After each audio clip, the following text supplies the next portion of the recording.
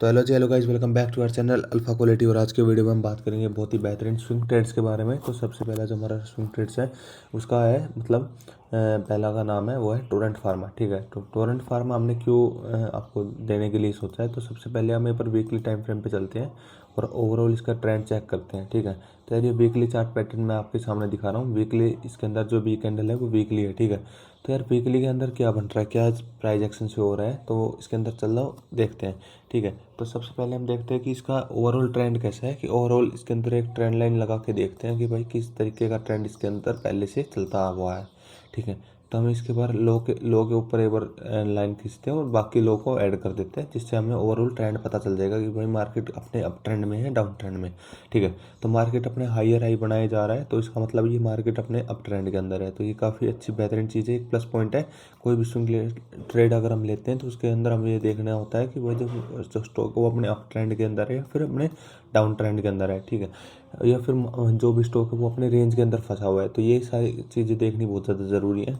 इसके अलावा देखते हैं कि अब इसके अंदर वीकली टाइम फ्रेम से हम डेली टाइम फ्रेम के ऊपर चलते हैं, क्योंकि हमने ट्रेड तो डेली टाइम फ्रेम के अंदर ही लेनी है, क्योंकि वीकली टाइम फ्रेम बहुत बड़ी हो जाती है और वो फिर हमारी एक पोजिशनल ट्रेड होती है अगर हम वीकली टाइम फ्रेम के ऊपर बाय करते हैं तो। ठीक है, अब स्विंग बेसिस के ऊपर हम इसको वीकली टाइम फ्रेम के ऊपर कैसे बाय करने, सॉरी डेली टाइम फ्रेम के ऊपर कैसे बाय करने वाले हैं, ताकि हमें 5 से 8 से 10% तक का इजीली रिटर्न मिल सके। ठीक है, तो अब यार सबसे पहले हम देखते हैं कि हम जो जो लाइन है ये आपको दिख रही होगी 50 EMA की है, और 50 EMA और 50 EMA एंड 48 EMA की जो दो मैं एवरेज मूविंग एवरेजेस फॉलो करता हूँ, ज़्यादातर 50 EMA की फॉलो करता हूँ। तो भाई 50 EMA की स्ट्रेटजी हमें कैसे एंट्री दिलाती है, हमारी जो सबसे पहली चीज़ है कि हमने बाई कब करना होता है। ठीक है, एक बार मैं आपको टेक्स्ट का मैं थोड़ा बता देता हूँ। 50 EMA का ब्रेकआउट, 50 EMA ब्रेकआउट। ठीक है, और सेकंड है उसकी रीटेस्टिंग। ठीक है, तो दो चीज़ें हैं, 50 EMA की ब्रेकआउट एंड रीटेस्टिंग। ठीक है, तो ये दोनों चीज़ जब हो जाती है तो ठीक है, इसका साइज़ अगर बड़ा होता है तो मैं करके दिखाता हूँ एक बार, बाकी ठीक है। तो हमें 50 EMA का ब्रेकआउट और रीटेस्टिंग के ऊपर हमने बाई करना होता है। ठीक है, सिंपली ये हमारा जो है वो है इसका सेटअप है। ठीक है,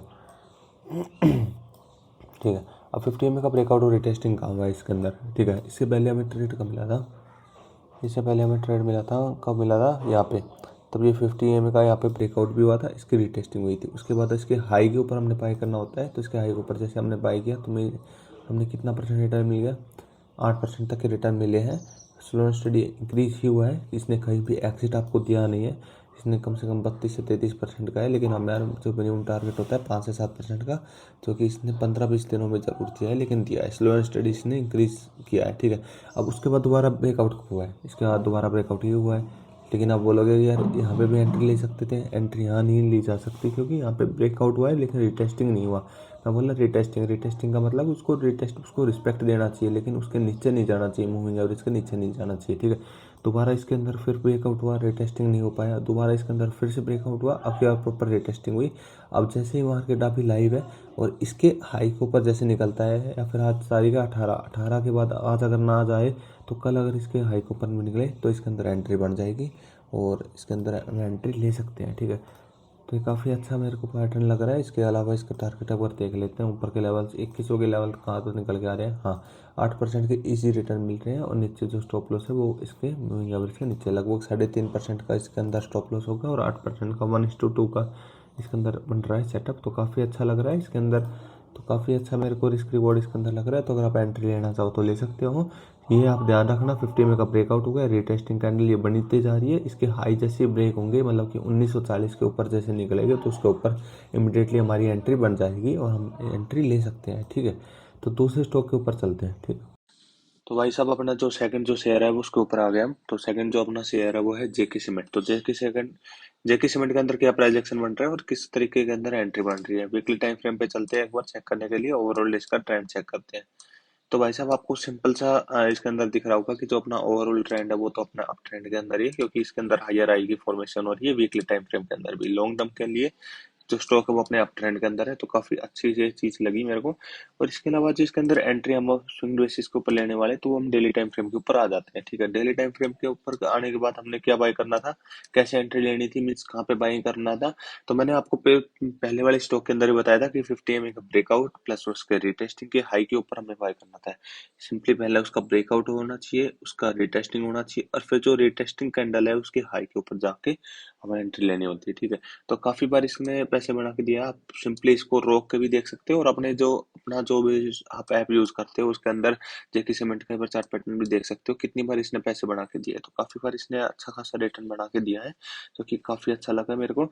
और उसके बाद देखो लास्ट टाइम भी यहाँ पे ब्रेकआउट टेस्टिंग होने के बाद दिया, फिर ब्रेकआउट टेस्टिंग होने के बाद दिया, फिर ब्रेकआउट टेस्टिंग हो गया, तो अब दोबारा से हम इसके अंदर एंट्री लेने वाले हैं। तो सिंपली हुआ क्या, इस स्टॉक के अंदर देखते हैं कि सबसे पहले इसके अंदर ब्रेकआउट हुआ, यहाँ पे ब्रेकआउट हुआ, उसके बाद रिटेस्टिंग हुई, रिटेस्टिंग का हाई ब्रेक हुआ, और हम यहाँ एंट्री ले सकते थे। ठीक है, लेकिन उसके बाद भी मैंने यहाँ पे एंट्री लेने के लिए बोला, क्यों नहीं बोला, क्योंकि तब तक जब मैं इसको चेक कर रहा था तब मार्केट ऊपर ओपन हुई थी, लेकिन इमीडिएटली नीचे आ गई, और उसने काफी पूरे दिन की क्लोजिंग काफी नीचे थी। तो आप जैसे बोलोगे कि यार आप वो ऐसे देखने के बाद बता दिया कि क्लोजिंग नीचे हुई है, लेकिन पूरे दिन में अगर ये ऊपर चल जाता तो हमारी एंट्री मिस हो जाती। तो मैं ये बोल रहा हूँ कि जैसे मार्केट ओपन हुई थी उसके बाद तुरंत बड़ी कैंडल रेड बन गई थी, जिसकी वजह से मार्केट तुरंत नीचे गिर गई। ठीक है, तो उसके बाद हमें एंट्री कब लेनी होती है, ये जो नेक्स्ट कैंडल है इसके हाई के ऊपर हमें बाय करना होता है। ठीक है, तो हमें जैसे इसके ऊपर बाय किया, तो इसके ऊपर हम बाय कर सकते थे, और इसके ऊपर एंट्री हमारी ट्रिगर हो चुकी। आज का दिन है 18 अक्टूबर, जो बंदे आज 18 अक्टूबर को देख रहे हैं, तो इसके ऊपर अगर आज सस्टेन रहता है तो आप इमीडिएटली इसके ऊपर बाय कर सकते हो, एंट्री ट्रिगर हो चुकी। ठीक है, तो अगर आप बाय करना चाहो तो कर सकते हो।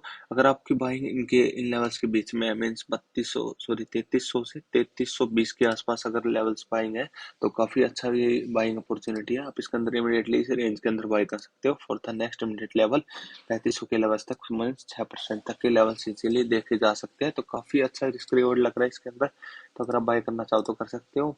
50 MA को अकॉर्डिंग हमारी ट्रेड बन रही है, तो काफी ओवरऑल इसके अंदर। और आप एक चीज बताना, जो ये मैंने ये शो किया, ये एक ऐसे ट्रायंगल बना रहा है, इसको क्या बोलते हैं इस चार्ट पैटर्न को, तो आप इसको कमेंट सेक्शन में जरूर बताना अगर जिसको भी पता हो। ठीक है, तो ये दो स्टॉक थे आज की वीडियो में, मिलते हैं आज की वीडियो में यही दो स्टॉक थे, मिलते हैं किसी नई वीडियो में नए टॉपिक के साथ और नए स्टॉक्स के साथ। तब तक के लिए जय हिंद, जय भारत।